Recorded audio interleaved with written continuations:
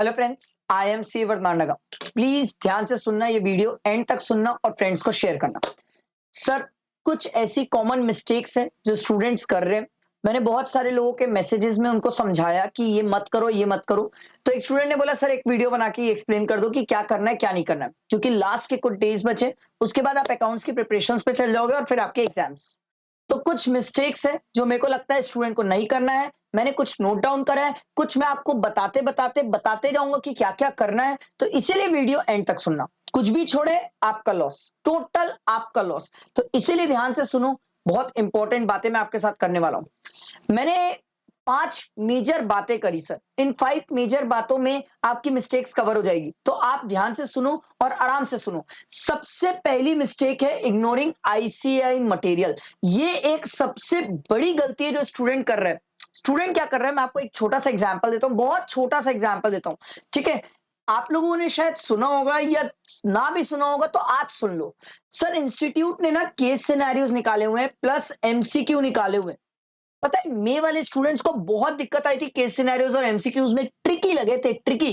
क्योंकि क्या होता है, एंड टाइम पे ना स्टूडेंट सिर्फ डिस्क्रिप्टिव पार्ट के क्वेश्चंस प्रैक्टिस करने चल जाता है और इसको छोड़ देता है। क्यों? आप मुझे लॉजिक और रीजन दो उसको छोड़ने के पीछे का। जब इंस्टीट्यूट ने सर जीएसटी के मैंने निकाले हैं 30 केस सिनेरियोस और इनकम टैक्स के मैंने निकाले 25 केस सिनेरियोस। क्यों क्यों आप इसको सॉल्व नहीं कर रहे हो, मेरे को ये बताओ। क्या रीजन, क्या इसको नहीं सॉल्व करने का?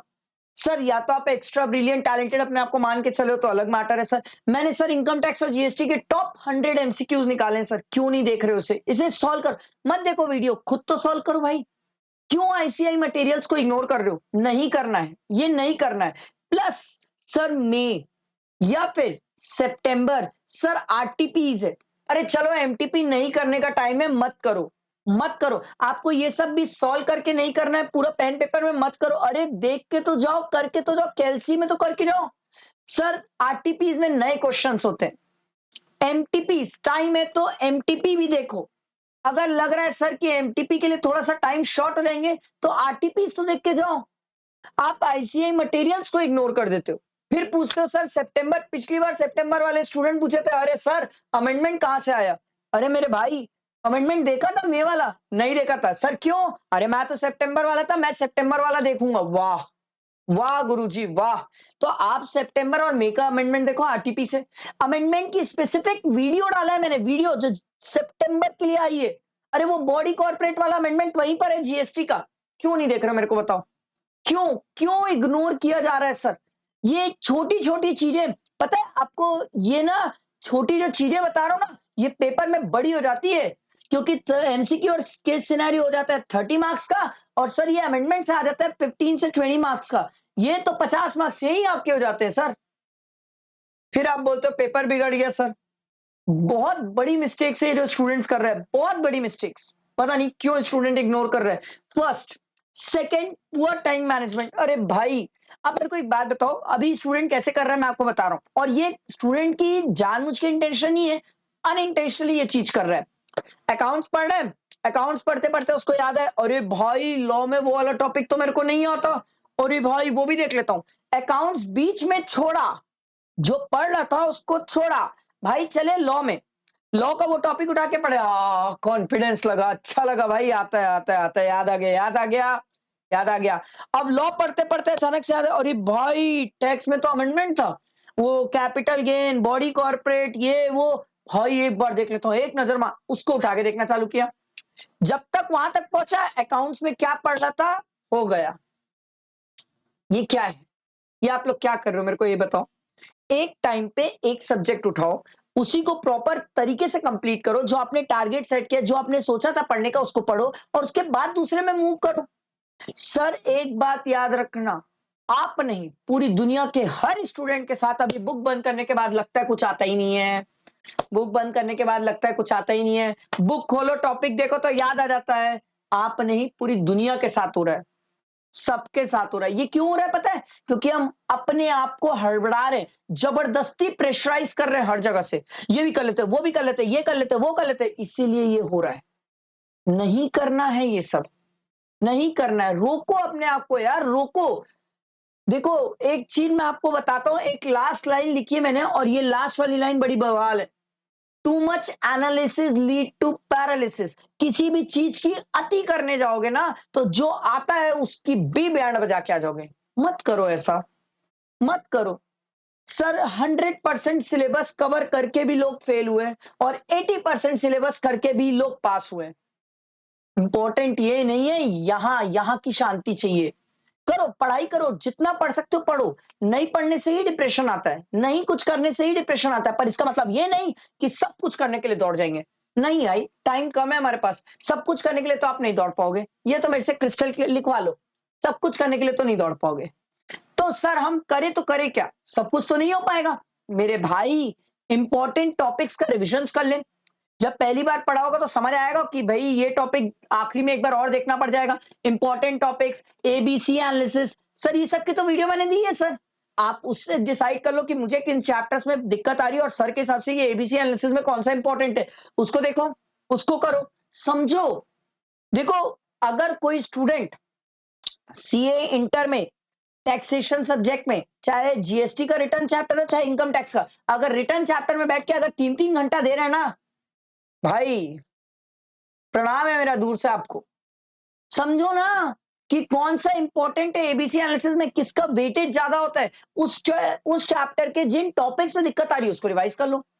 आखिरी टाइम पूरा पूरा रिवाइज करने नहीं बैठ सकते, वी डोंट हैव टाइम, हमें सब सब्जेक्ट पढ़ना है।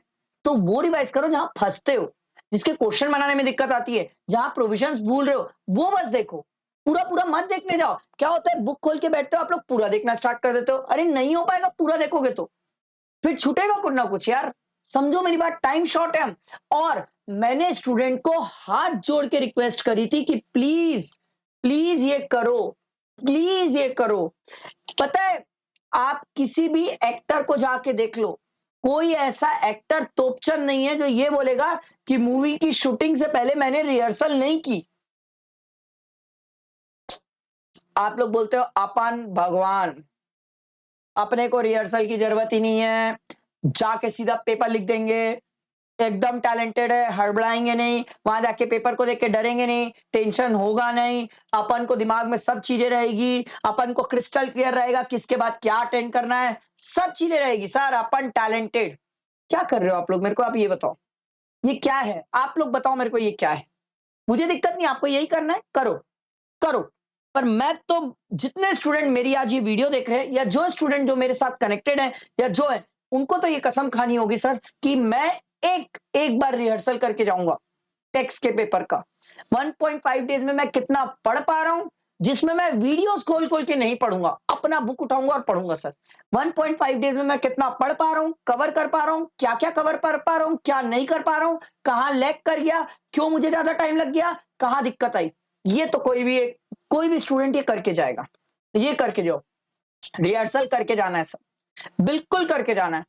और एक टेस्ट तो लिख के जाना है। अरे गलतियां कर लो यहां, वहां मत करना, यही करो ना गलतियां, वहां क्यों करने जा रहे हो। प्लीज रिक्वेस्ट है आप लोगों से। मैंने एमसीक्यू और केस सिनेरियो कैसे अटेंड करना है उसकी टेक्निक और ट्रिक की वीडियो तक निकाली थी सर, उसको तक देख लो। नहीं देखना एक बार जैसे भी हवा में किसी से सुन लो कि जिसने देखा होगा सर। प्लीज यार, मजाक मत करो पढ़ाई के साथ। पता है ये छोटी छोटी बातें जो होती है ना, वो बहुत परेशान करती है आखिरी दिन, बहुत। और मैं आपको एक सिंपल सी बात बता रहा हूं सर, सिंपल एक छोटा सा फंडा समझाता हूं, समझ गए तो बहुत आराम से रिलैक्स रहोगे, दिमाग काम कूल रहेगा, अच्छा पेपर बनेगा और दिक्कत नहीं आएगी। प्रेशर, एंजाइटी, टेंशन, डिप्रेशन और ज्यादा सोचना, ये सबके साथ हो रहा है। ये कोई नई बात नहीं है, अभी रैंकर के पास भी जाके पूछ लोगे ना, वो भी वही हालत में बैठा है। वो रैंक को सोच के उस हालत में, अपन पास होने को सोच के वो हालत में। हर आदमी अपने लेवल पे अपनी चीजों पे उसी हाल पे बैठा हुआ है, आप नहीं सब। ये क्रिस्टल क्लियर, पहले ये दिमाग में बैठा लो। तो आप ये मत सोचो कोई आदमी एकदम सुपीरियर बैठा है, मैं एकदम गधा हूं। ये बात तो पहले दिमाग से निकाल दो। दूसरी बात, मैं किसी और को देख के ये नहीं सोचूंगा कि मुझे क्या करना है, ये दिमाग में बैठाओ। कोई अगर पूरे जीएसटी के 14 चैप्टर्स 15 चैप्टर्स पढ़ रहा है, मेरे तो 12 ही हुए हैं, कोई बात नहीं, मैं 12 अच्छे से करके जाऊंगा। वो 15 किया, मैं 12 करूंगा, मेरे से 12 होता है, मैं 12 करूंगा। ये दिमाग में बैठाओ। मैं किसी और को कंपैरिजन, किसी और से दिमाग नहीं लगाऊंगा अभी, अब तो नहीं लगाऊंगा, क्योंकि आप डिप्रेस हो रहे हो। तीसरा, जो मैंने टारगेट सेट किया है बड़े बड़े टारगेट नहीं, छोटे छोटे टारगेट सेट करूंगा और कंप्लीट करूंगा। एकदम ऐसा नहीं कि एक बार में इतना बड़ा टारगेट सेट कर लिए कि वो टारगेट सोचने में ही डर लग रहा है, ऐसा नहीं करूंगा। ये कुछ बातें मेरी दिमाग में बैठा लो। कोई चीज नहीं याद आ रही है, कोई बात नहीं, सोचना नहीं है। कोई चीज नहीं याद आ रही है, आराम से बुक खोल के उसको देख लो कि क्या था यार, याद आ जाएगा। ठीक। कोई चीज नहीं याद आ रही है, कोई ज्यादा सोचेगा नहीं अभी कि सर याद नहीं आ रहा है, नहीं सोचना है। रिलैक्स रहो, पेपर में क्वेश्चन देख के सब याद आता है, सबको आता है। ऐसे बैठे बैठे तो कई बार हमें लगता है कि हम भूल गए। सबको होता है, सबके साथ होता है। ठीक। ये कुछ बातें अगर आप मेरी बात ध्यान रख लोगे तो आई पर्सनली थिंक आप लोगों का पेपर मस्त जाएगा। मस्त। मस्त। पता है, मैं आपको बता रहा हूं, साल भर की प्रिपरेशंस जो भी आपने किया है ना, ये आखिरी के 10 दिन में मत बिगाड़ो प्लीज। प्लीज मत बिगाड़ो। Please request. मेहनत आप लोग जान लगा के कर चुके हो। अब जबरदस्ती उसमें तड़का लगाने की कोशिश मत करो कि यार कुछ तो ट्विस्ट चाहिए, कुछ तो ट्विस्ट चाहिए। क्यों भाई?